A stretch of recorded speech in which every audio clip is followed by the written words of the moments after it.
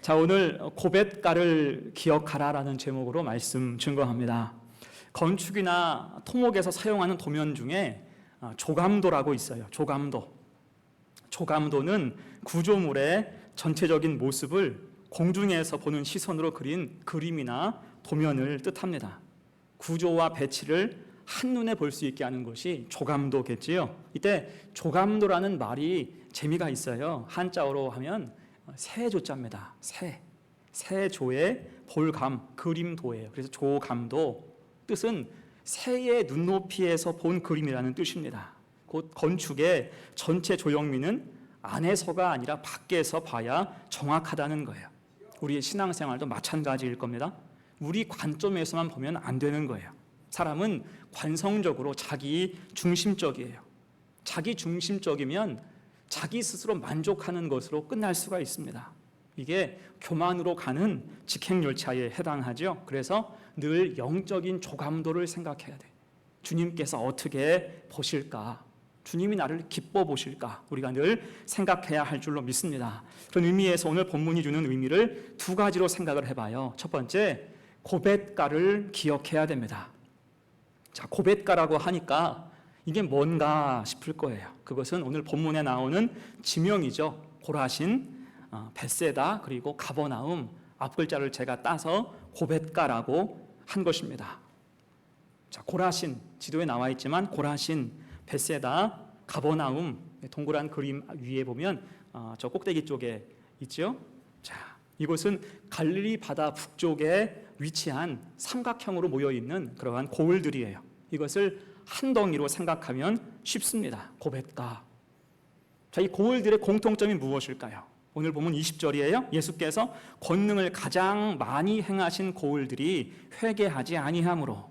자, 이것들은 모두 주님께서 권능을 가장 많이 행하신 고을들이었습니다. 특별한 은혜가 있었던 장소가 이곳이었어요. 각각 살펴본다면 먼저 고라신은 세 지역 중에 맨 위쪽에 있죠. 이것은 이방 지역인 두로와 시돈으로 가는 길목에 있는 고을이었습니다. 예, 주님께서 이방 지역인 두로와 시돈을 오가시면서 이 고을에 자주 들르셨고 그때마다 말씀을 증거해 주셨어요. 또한 벳세다는 갈릴리 바다와 인접한 평야지대에 있는 고을입니다. 베드로, 안드레, 빌립의 고향이기도 해요. 또 이곳이 유명한 이유가 무엇입니까? 이곳에서 어떤 이적이 있었죠? 오병이어의 기적이 벳세다에서 있었습니다. 그리고 가버나움은 세 고을 중에서는 제일 큰 고을이고요. 주님이 중점적으로 사역하셨던 공간입니다. 복음서에서 예루살렘 다음으로 많이 거명되는 곳이 이곳 가버나움이에요. 여기에서 제자 12명 중에 5명을 세우셨고요. 또한 베드로의 장모를 고쳐주셨고 회당장에 죽은 딸을 살리셨으며 혈루증 걸린 여인을 낫게 해주셨습니다. 수많은 이적과 말씀이 선포된 곳이 이 세 곳, 고벳가라고 할 수가 있어요. 자, 그런데 이곳을 향해서 오늘 주님은 책망하시죠. 이때 책망의 수위가 굉장히 높습니다. 오늘 21절로 23절까지 말씀 봅니다. 화 있을진저 고라시나 화 있을진저 벳세다야 너희에게 행한 모든 권능을 두로와 시돈에서 행하였더라면 그들이 벌써 베옷을 입고 재에 앉아 회개하였으리라. 내가 너희에게 이르노니 심판날에 두로와 시돈이 너희보다 견디기 쉬우리라. 가버나움아 내가 하늘에까지 높아지겠느냐 음부에까지 낮아지리라. 내게 행한 모든 권능을 소돔에서 행하였더라면 그 성이 오늘까지 있었으리라. 아멘. 어떻습니까? 이 말씀을 쭉 보니까 책망의 상징과 같은 단어가 등장을 해요. 그게 뭐예요? 화 있을진저 너희에게 화가 있을 것이다. 굉장히 익숙한 표현이에요. 여러분, 이 표현으로 주님께서 책망했던 사람들이 누구였습니까? 바리새인과 서기관이었죠. 그들의 외식과 교만으로 책망했어요. 자, 지금 그들이 받았던 책망 그대로 이 고을들도 책망받고 있다는 거예요. 곧 고벳가의 행태가 바리새인 서기관과 다르지 않았음을 뜻한다고 볼 수가 있습니다. 자, 그러면 왜 책망받았을까요? 오늘 20절에 정확한 답이 써 있죠. 예수께서 권능을 가장 많이 행하신 고을들이 회개하지 아니함으로 그때에 책망하시되 중요한 표현 나옵니다. 고울들이 회개하지 아니함으로. 회개하지 않은 거예요. 곧 은혜의 순환이 전혀 되지 않았다는 것입니다. 여러분, 은혜의 순환이라고 하면 이게 무엇일까요? 사도 바울 생각해 보세요. 그는 스스로 고백하기를 죄인 중에 괴수라고 했습니다. 그런 그를 주님께서 불러주셨어요. 정오의 빛보다 훨씬 더 찬란한 빛으로 그를 불러주셨습니다. 이에 그는 주님의 음성을 듣고 돌이키고 철저하게 회개하죠. 거기서 인생의 방향이 완전히 바뀌게 됩니다. 그러면서 이후 그는 주님 주신 사명을 감당하기 위해서 목숨을 걸어요. 이것이 은혜의 순환인 거예요. 은혜 뒤에 회개가 있고요. 회개 뒤에 사명이 있고 사명 뒤에 열매가 있습니다. 그러면서 복음은 흘러가는 거예요. 이것이 은혜의 순환이라고 할 수가 있죠. 그런데 이 고울들은 이게 전혀 안 되는 거예요. 처음부터 막혀 있습니다. 은혜를 주셔도 그게 은혜인 줄을 몰랐다라는 거예요. 이때 고벳과 이 고울들이 받은 가장 기본적인 은혜이면서 가장 큰 은혜가 무엇일까요? 그것은 약속의 성취입니다. 사실 이곳은요, 그리 큰 고울이 아니에요. 전부 작은, 크지 않은 고울이었습니다. 그 주님은 큰 도시인 예루살렘 같은 곳에 가서 사역을 주로 하신 것이 아니라 이런 작은 지역, 작은 고울에서 대부분 사역을 감당하셨어요. 이유가 무엇일까요? 왜 그렇게 하셨을까요? 그 이유는 한 가지예요. 성경을 응하게 하시기 위해서, 성경의 약속을 지키시기 위해서 그렇게 하신 것입니다. 마가복음 4장 14절에서 말씀해요. 이는 선지자 이사야를 통하여 하신 말씀을 이루려 하심이라. 일러스되 수불론 땅과 납달리 땅과 요단강 저편 해변길과 이방의 갈릴리여, 흑암에 앉은 백성이 큰 빛을 보았고 사망의 땅과 그늘에 앉은 자들에게 빛이었도다. 아멘. 이것이 성경의 예언이거든요. 이것을 그대로 이루신 것입니다. 흑암에 앉은 백성들, 사망의 땅과 그늘에 앉은 자들에게 생명의 빛을 주시기 위해서 주님께서 친히 그 땅에 임재하신 것입니다. 그래서 고벳가는 어떤 땅이에요? 하나님 약속이 이루어진 땅입니다. 은혜가 가득 부어진 그러한 곳이라고요. 그러면 그 다음 무엇으로 이어져야 되겠습니까? 나 같은 죄인 살리신 주 은혜 놀라워. 흑암에 앉은 백성이 주님의 은혜 가운데 빛으로 나오는 거죠. 당연히 감사와 겸손, 회개로 이어져야 당연한 것입니다. 그렇게 했다면 감사와 겸손이 있었던 에베소 교회가 이방 선교의 전초 기지가 된 것처럼 이 고벳가 땅은 유대 땅 복음 증거의 핵심 기지, 전초 기지가 되었을 것입니다. 하지만 이들은 전혀 움직이지 않았다는 거예요. 이것이 책망받은 포인트라고 할 수가 있을 것입니다. 자, 이에 우리는 오늘 고벳가의 모습이, 이 고울들의 모습이 혹시 우리의 모습이 아닐까 생각해 봐야 할 것입니다. 여러분 혹시 의인화라는 말을 아세요? 의인화. 쉽게 말해서 의인화는 동화나 만화 등등에서 동물이 말을 하는 것, 어떤 물건이 말을 하는 것, 이것을 의인화라고 하잖아요. 제가 오늘 이 고울들을 합쳐서 고벳가라고 한 이유도 이 고울들을 여러분 한 덩이로 생각하시고 의인화해서 한번 생각을 해보세요. 그럼 훨씬 더 이해가 쉬워집니다. 자, 그런 면에서 지금 고벳가가 가진 가장 큰 문제가 무엇입니까? 은혜를 당연한 것으로 여긴 것입니다. 은혜와 기적을 흔하게 여기고 이것을 귀하게 여기지 않았다는 거예요. 은혜 앞에서 겸손이 없죠. 늘 있어 왔으니까, 많이 주셨으니까 아직도 많이 남았겠지, 여전하겠지. 곧 보는 눈이 달라진 것입니다. 보는 눈에 문제가 생긴 거예요. 여러분, 주님이 강조하신 게 무엇입니까? 보는 걸 보는 눈이 복이 있도다. 은혜를 바라보는 눈, 변질하지 않고 은혜를 은혜로 받는 그 눈이 복이 있는 줄로 믿습니다. 우리가 연결해서 생각을 할 때 요즘은 유튜브의 시대죠. 우리가 마음만 먹으면요, 유튜브에서 얼마든지 좋은 설교를 뽑아서 들을 수가 있어요.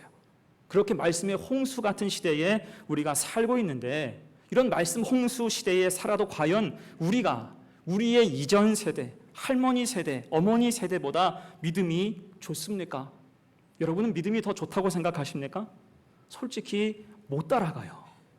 우리 어머니 세대, 할머니 세대보다 우리 믿음이 좋다고 결코 말할 수가 없을 것입니다. 가장 큰 이유가 무엇일까요? 여러 이유가 있겠지만 그중 하나, 그분들은 말씀의 귀함을 알았어요. 그때는요, 오로지 말씀의 공급처가 교회밖에 없었어요. 오로지 교회인 거예요. 교회가 크든지 작든지, 목사님 설교가 좋든지 그렇지 않든지 다른 통로가 없으니까 늘 그 말씀을 의지하고 귀하게 받고 예배를 사모했다는 것입니다. 그렇게 믿음의 자리를 오래 꾸준히 지킬 때 신앙은 복되게 성장한 줄로 믿습니다. 여러분, 성실과 진실과 겸손을 이길 믿음 성장의 자양분은 어디에도 없어요. 성실과 진실과 겸손으로 나아갈 때 반드시 성장하게 되어 있습니다. 그런데 지금은 어떻습니까? 이미 설교는 넘쳐나요. 우리가 받은 은혜도 너무나 많죠. 그런데 신앙을 대하는 태도, 보는 눈에 문제가 생기는 경우가 참 많이 있습니다. 예를 들어서 여러분, 유튜브 설교를 보는데 끝까지 보는 분들 계십니까? 한번 시작했어요. 끝까지 보는 분들 계세요? 있을 수도 있겠죠. 아니면 케이블 TV, 설교 방송에서 설교 한 편을 끝까지 집중해서 보는 분들 혹시 계십니까? 물론 이렇게 보는 것이 당연한 것이에요. 그런데 이걸 지키지 못하는 경우가 너무나 많이 있습니다. 제가 빅데이터, 근거를 가지고 이야기할게요. 재미있는 통계가 한 가지 있더라고요. 유명 설교자의 유튜브 채널이 있습니다. 구독자가 수천 명이에요. 그분 설교는 한 편당 약 30분 정도입니다. 조회수는 수천에서 수만을 달해요. 그런데 그 설교의 평균 시청 시간이 얼마나 될까요? 7분, 8분이 안 됩니다. 30분 설교인데 7분, 8분이 안 돼요. 평균적으로 보는 시간이. 그러니까 30분 설교 중에 10분도 못 듣고 중간에 대부분 다 나가버린다는 거예요. 자, 그러면 변변치 않은 제가 올리는 유튜브 설교는 어떨까요? 평균 지속 시간이 5분이 안 돼요. 제가 이 얘기를 처음 해요. 여러분 충격받을까 봐. 설교 시간에 지속적으로 평균 지속 시간이 5분이 안 돼요. 12분짜리 새벽 설교 제가 올리죠. 평균 시청 시간이 3분이 안 됩니다. 3분이 안 돼요. 그러니까 어떤 분들은 들어와서 클릭만 하고 나가는 거예요. 물론 그것조차 하지 않는 분들이 훨씬 더 많겠죠. 여러분, 이게 어찌 보면 우리 믿음의 현 주소라고요.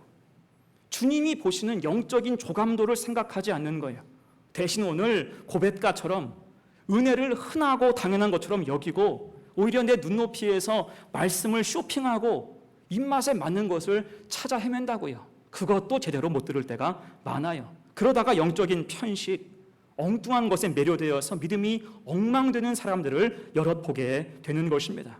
결국 이것이 믿음의 문제를 넘어서서 나중에는 책망의 문제로까지 이어질 수 있다는 거예요. 필요한 것이 무엇입니까? 은혜가 순환돼야 할 줄로 믿습니다.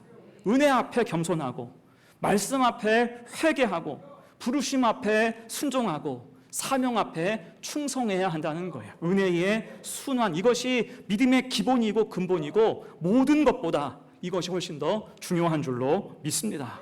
여러분, 그래서 신앙의 진득함을 가지세요. 말씀이 없어서 내 신앙이 성장 못하는 게 아닙니다. 우리가 읽을 것이 없어서 볼 것이 없어서 내 신앙이 바닥을 기고 있는 건 아니에요.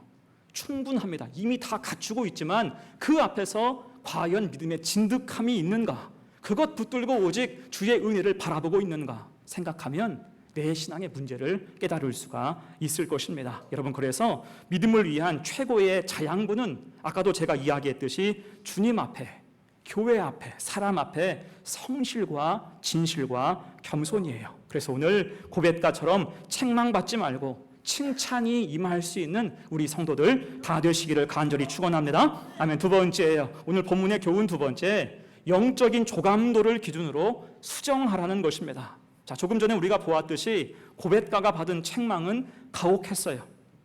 특히 주님이 비교해서 말씀을 하셨죠. 여러분, 어떤 이야기를 할 때 비교하는 이유가 뭐예요? 비교하면 이해가 쉽기 때문입니다. 이때 중요한 것은 비교의 대상에 있어요. 좋은 것과 비교하면 그것이 칭찬이 되죠. 나쁜 것과 비교하면 질책이 되는 것입니다. 누가 머리를 새로 하고 왔어요. 야, 샴푸 모델 같아. 칭찬이죠. 칭찬입니다. 야, 김태희 같아. 칭찬이라고요. 근데 그걸 보면서 뭐야, 폭탄 맞았어? 와, 이것은 뭐예요? 칭찬이 아니라 놀리는 거잖아요. 그래서 비교의 대상이 중요합니다. 이게 오늘 주님도 고벳가를 책망하시면서 교만과 패망의 상징이라 할 수 있는 두로와 시돈, 소돔 땅과 비교하시죠. 하신 말씀의 뜻이 그거예요. 너희에게 베푼 권능과 은혜를 그 땅에 행하였더라면 거기가 그렇게 망하지는 않았을 거야. 곧 지금 너희 고벳가가 더 심하다는 말입니다. 그들 믿음의 심각함을 책망해주고 있는 말씀이에요. 자, 그런데 이때 중요한 거, 주님은 책망으로 끝나지 않으셨고요, 수정하고 보완할 기회를 주셨어요. 그것이 오늘 25절 말씀입니다. 그때 예수께서 대답하여 이르시되 천지의 주제이신 아버지여, 이것을 지혜롭고 슬기 있는 자들에게는 숨기시고 어린 아이들에게는 나타내심을 감사하나이다. 아멘. 우리가 지금껏 보았지만 지금 고벳가의 문제가 무엇입니까? 겸손하지 않은 것. 조금 더 구체적으로 말하면 25절 말씀처럼 스스로 지혜롭고 슬기 있다고 생각한 것입니다. 나는 스스로 깨어 있어 착각하는 거예요. 이것이 교만이라는 것입니다. 이게 주님께서 어린 아이를 빗대서 말씀을 하시죠. 어린 아이에게는 나타내심을 감사하나이다. 여러분, 아이의 특징이 뭡니까? 어린 아이는요, 전적인 신뢰가 있어요. 부모를 신뢰하고 선생님을 전적으로 신뢰하죠. 그러면서 맑고 밝고 아름답게 건강하게 성장해가요. 여러분, 이것이 믿음이 커지는 원리와도 같습니다. 우리 믿음 커지는 핵심이 뭐예요? 하나님을 신뢰하는 거예요. 하나님을 신뢰하는가, 전적으로 의지할 수 있는가, 이 믿음이 있을 때 그 믿음은 성장할 수가 있다는 거죠. 여러분, 베드로의 신앙이 커진 증거가 무엇입니까? 초대교회 시절 헤롯 아그리파 1세가 야고보 사도를 죽였어요. 요한의 형제인 야고보 사도를 죽였습니다. 그리고 유월절을 맞아서 베드로까지 죽이고자 했습니다. 그렇게 체포되었고 쇠사슬에 매여서 감옥에 갇히게 됐습니다. 심지어 베드로를 지킬 때에는요, 군인을 4명씩 하루 사교대로 돌렸어요. 그러니까 철통같이 지킨 거예요. 이게 심각한 사건이었습니다. 자, 그때 베드로가 어떻게 했습니까? 성경은 그가 쇠사슬에 매여서 잠을 잤다라고 묘사하고 있어요. 심지어 나중에 천사가 와서 깨울 때 어딜 쳐서 깨웠어요? 옆구리를 쳐서 깨웠다는 거예요. 안 일어나니까 흔들흔들 안 일어나요. 옆구리를 쳐서 막 깨운 거예요. 무슨 뜻입니까? 하나님께 맡기고 잤다는 거예요. 아니, 내일 죽을 수도 있어요. 근데 맡기고 자는 거예요. 과거에는 혈기 부리고 칼 휘두르고 감정에 기복이 있던 이 사람이 이제는 그 큰 위기 앞에서 평안히 잠을 자고 있습니다. 무슨 말입니까? 그의 믿음이 어린 아이처럼 되었다. 성장했다, 그런 뜻이에요. 결국 그를 하나님이 구원해 주시죠. 여러분, 요즘에 우리 중고등학교 학생들이 시험 기간이에요. 요즘에 학생부가 그래서 보면 애들이 다 지쳐 있어. 공부를 열심히 하니까. 이때 우리 집에서 가장 확실한 알람이 누구일까요? 가장 확실한 알람이 누굴까요? 바로 저예요. 아빠입니다. 제가요, 확실하게 깨워줘요. 왜요? 저로 말할 것 같으면 매일 새벽 4시에 일어나요. 지금까지 새벽 예배 늦거나 빠진 적이 단 한 번도 없습니다. 그러니까 아빠, 나 새벽에 깨워줘. 이 말 한마디를 하면 제가 확실하게 깨워줍니다. 근데 혼자서 시계 알람 켜놓고 일어나야지, 그렇게 자면 어떻게 될까요? 제가 가끔은요, 우리 딸들 알람 소리에 내가 깨요. 안 일어나. 1시간이 지나도 그 못 일어날 때가 있더라고요. 이유가 뭐예요? 자다 깨서 시계 보는 거예요. 자다 깨서 시계 보고 또 깨서 시계 보고, 그러다가 나중에는 깊이 잠들어서 알람 소리로 못 듣는 경우가 많이 있습니다. 하지만 아빠를 믿으면 어때요? 푹 잘 수 있어요. 그래서 실제 제가 깨워보면요, 얼마나 깊이 자는지 어깨를 막 흔들어 깨워야 겨우 일어나요. 아빠 믿고 푹 자는 거잖아요. 이것이 전적인 신뢰의 모습이라 할 수가 있어요. 자, 그래서 우리는 어린아이 같은 믿음을 사모해야 할 줄로 믿습니다.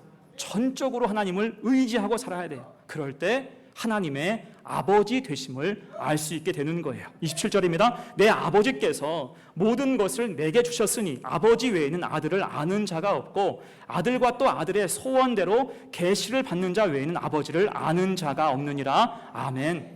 곧 어린아이와 같은 믿음이 되어야 하나님의 아버지 되심을 알게 된다는 거예요. 그러면 전적으로 의지가 가능해요. 믿고 맡길 수가 있는 것입니다. 그런데 오늘 고벳가와 같이 스스로 지혜롭고 슬기 있는 척하게 되면 하나님 아버지 되심을 몰라요. 내가 중심이 되고 자기를 의지하고 결국 혼자 모든 것을 다 짊어지고 갈 수밖에 없는 것입니다. 그러다가 힘으로도 안 되고 능으로도 안 되는 지경에 이를 수밖에 없다는 거예요. 하지만 하나님이 우리 아버지 되실 때, 의지하고 살아갈 때 어떤 축복을 주십니까? 그 유명한 28절 말씀 같이 읽어요. 시작. 수고하고 무거운 짐진 자들아 다 내게로 오라. 내가 너희를 쉬게 하리라. 아멘. 이 말씀 원어의 말씀으로 보면요, 맨 처음 나오는 단어가 오라라는 단어예요. 오라. 주님 앞에 오라, 이것을 강조하고 시작해요. 그 믿음은 주님께 나오는 것이 먼저라는 거예요. 어린아이처럼 전적으로 주님 바라보고 주님 앞에 서는 것이 핵심이라는 것입니다. 그렇게 올 때 수고하고 무거운 모든 짐을 주님 앞에 내어놓을 수가 있다는 것입니다. 여러분, 여기서 수고는요, 내가 응당할 일이에요.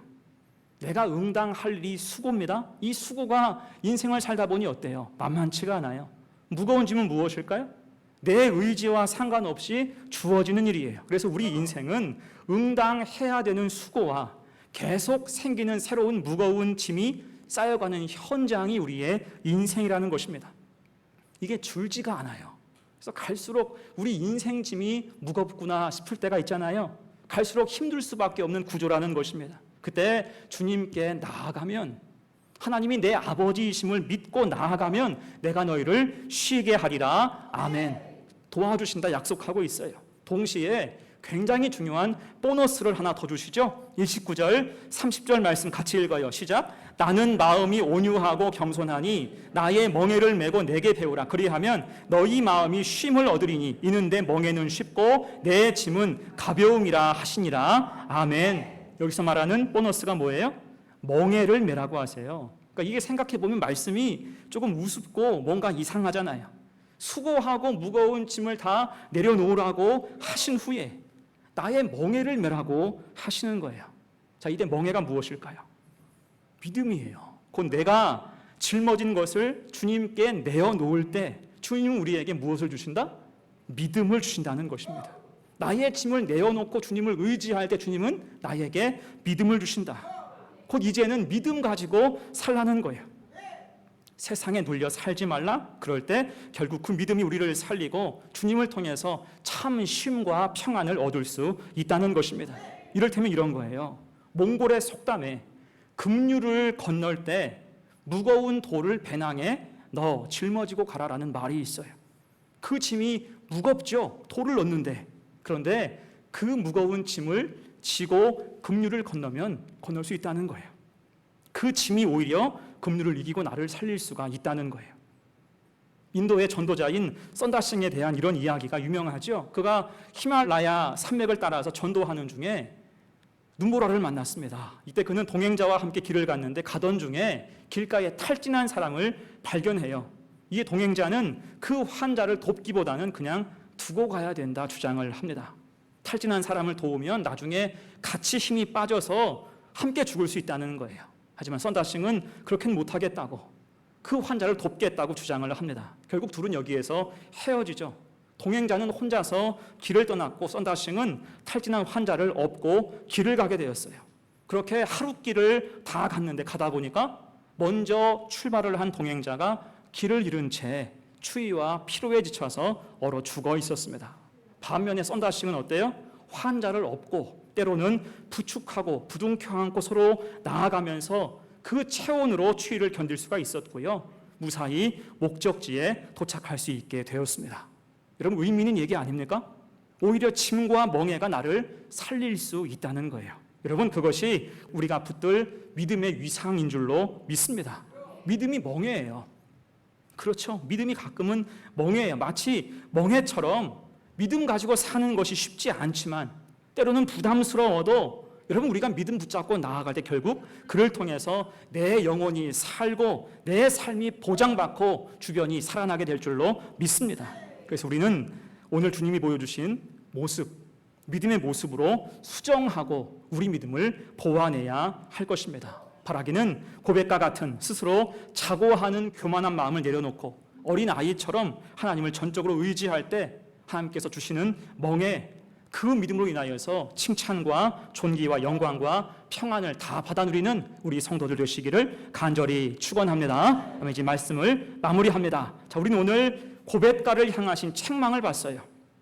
은혜의 순환이 없을 때, 권능의 역사 앞에 회개하지 않을 때 책망이 임했습니다. 이에 우리는 오늘 주보에 있는 요절 말씀 고린도후서 6장 1절을 꼭 붙들고 기억해야 할 거예요. 같이 읽어요. 시작. 우리가 하나님과 함께 일하는 자로서 너희를 권하노니 하나님의 은혜를 헛되이 받지 말라. 아멘. 성도는 여러분 결코 은혜를 헛되이 받지 말아야 돼요.